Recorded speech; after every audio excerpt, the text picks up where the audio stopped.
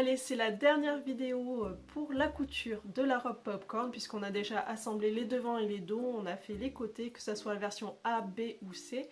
Maintenant ça va être pareil, donc on va coudre les épaules, faire l'encolure et les emmanchures de la robe. On va tout d'abord mettre la robe sur l'envers et on va épingler les épaules.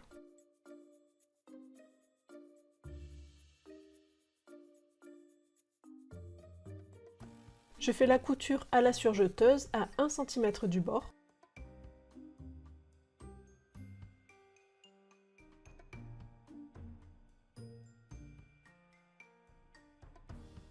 Voilà, donc j'ai cousu mes épaules et je vais mettre la robe sur l'endroit.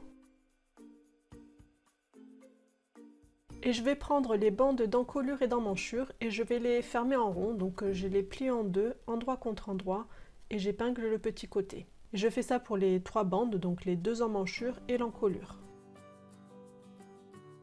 Donc je fais une couture à la machine à 1 cm du bord. Et ensuite je vais marquer l'écart sur les 3 bandes. Donc je vais commencer par marquer le côté opposé à la couture. Ensuite je superpose la couture et mon repère. Et je marque les 2 points à chaque bout. Donc je fais ça pour les 3 bandes.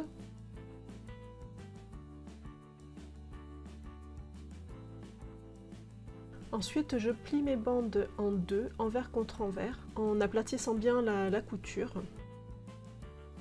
J'épingle, je vais mettre une épingle en fait à chaque repère, comme ça ce sera plus facile à voir.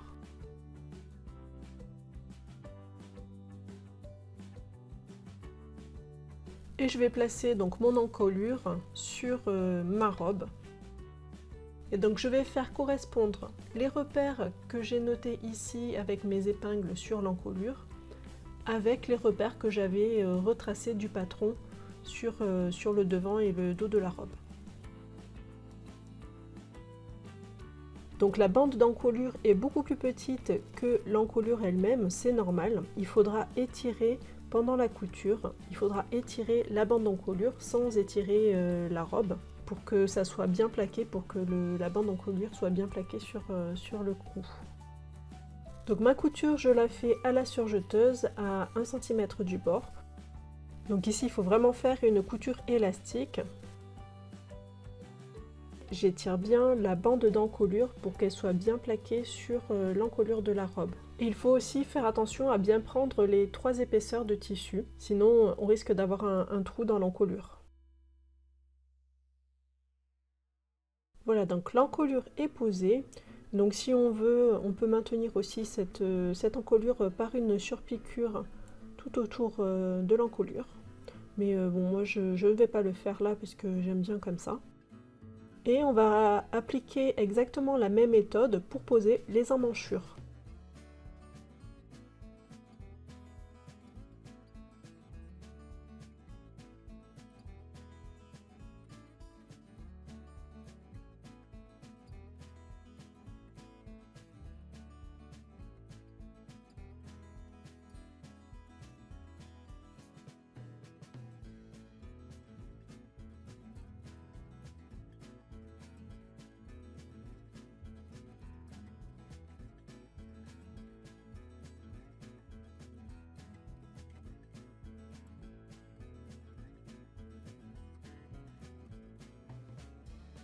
Voilà, donc une fois que les emmanchures sont posées, on peut enlever les fils de fronce si on en avait.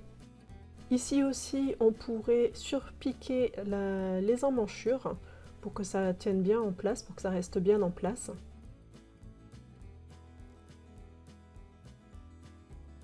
Et voilà, les robes sont terminées, donc que ce soit la version A, B ou C, n'hésite pas à me dire celle que tu as préférée dans les commentaires.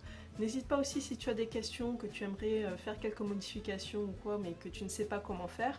N'hésite pas à me dire tout ça dans les commentaires, moi je ferai mon possible pour t'expliquer tout ça et pourquoi pas faire une nouvelle vidéo. Si ces tutos t'ont plu, n'hésite pas à mettre des petits pouces à chaque fois et je te donne rendez-vous la semaine prochaine pour une nouvelle vidéo. À bientôt!